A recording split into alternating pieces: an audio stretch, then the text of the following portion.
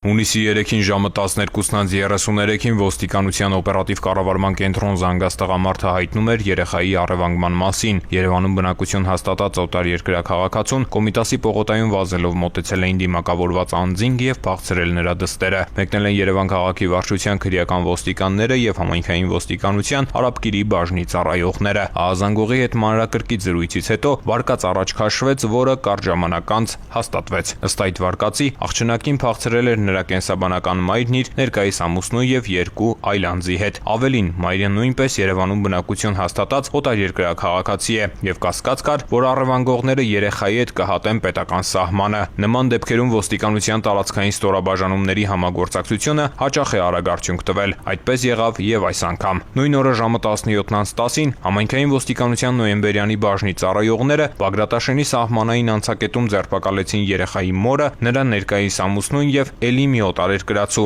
Առևանգված աղջիկը նրանց հետ էր։ Բոլորն էլ տեղափոխվել են քրեական ոստիկանության Երևան քաղաքի վարչություն։ Կազմված փաստաթղթերը ներկայացվել են Արաբկիր վարչական շրջանի քննչական բաժին։ Հանգամանքները նախաքննությամբ պարզվում են։